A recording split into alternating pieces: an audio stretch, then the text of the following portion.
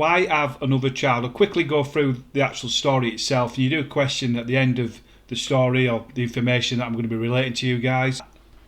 Pregnant mum Sarah Al-Musawa says her 5-year-old son Alfahid already doesn't have enough space to play and is worried about where her newborn infant will sleep. Sarah and her husband Rafid have been trying to get a 2-bedroom social housing flat for about a year with no success since she moved in with him in Knightswood. Rafid said, "Where are we going to put the baby? The home is a problem as there is no space. It is very hard. I know a lot of people who are single and have 2 bedrooms in social housing." The couple say they have been struggling with a lack of storage and there is no room for a wardrobe in the flat, which costs £550 per month. The kitchen is also very tiny in their home, measuring about 2 metres wide and 2.5 metres in length. Sarah said, "I am very stressed. My son is crying as he doesn't have enough space to play. It is very difficult." Rafid has been applying for a new place and his housing association Wheatley Homes offered him a bigger home in Castlemilk, but the family turned it down as they want to stay in the current area for Alfahid's nursery and to be close to the family, so Sarah has help with the new baby.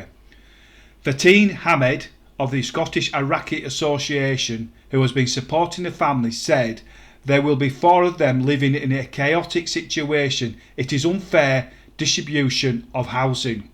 The Glasgow Conservative Hillhead by-election candidate added, "There must be a home with 2 bedrooms to accommodate the family in the area." A Wheatley Homes Glasgow spokesperson said, "We are in regular touch with the family and are doing everything we can to help. We have already given them priority banding for rehousing to a bigger home. The family recently applied for and were offered a move to a 2-bedroom home, but they turned it down. They also looked at a mutual exchange, however, they chose not to go ahead.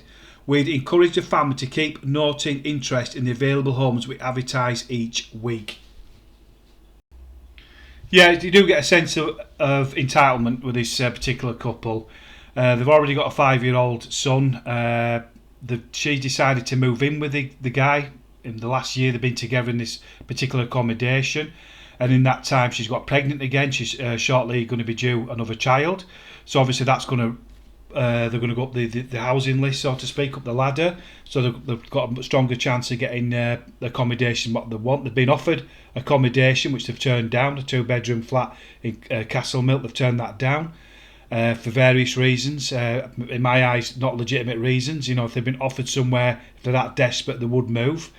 And again, it's that sense of entitlement, and the actual husband does allude to the fact, saying that he knows people on social housing who are living in 2-bedroom flats, single people, for example. Very telling what Fatin Hamed of the Scottish Iraqi Association said, "There will be 4 of them living in a chaotic situation. It is unfair distribution of housing." So this is a lady, another immigrant to this country, the Scottish Iraqi lady, who's actually, ironically or unbelievably, she's the Glasgow Conservative Hillhead by-election candidate. And she also goes on to say there must be a home with 2 bedrooms to accommodate the family in the area. Then again, that wording, there must be. Again, it's that sense of entitlement, what they want, what they expect, what they demand. And in a lot of cases, they do actually get what they want and demand.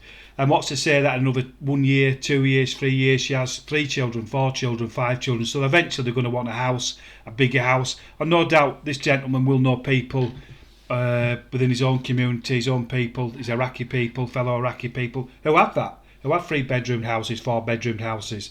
And that's where we're at this particular story. Again, surprising that the Daily Record have ran with this, because it's not really newsworthy, but for whatever reason it is. I think if that had been an ordinary Scottish couple native to Glasgow, I don't think it maybe would have got the attention that it has. But for whatever reason, it has got a lot of media attention, why it's being covered. So yeah, I imagine there's a little bit more of a background to this story in this particular couple, where they actually came from, i.e. hotel, etc., how long they've been in this country. But like you said, that's the Daily Record's narrative, that's what they're pushing. So only time will tell, see what happens. But I do expect them to get what they want, and we'll probably hear about them again when they maybe want a 3 or 4 bedroom house. Time will tell.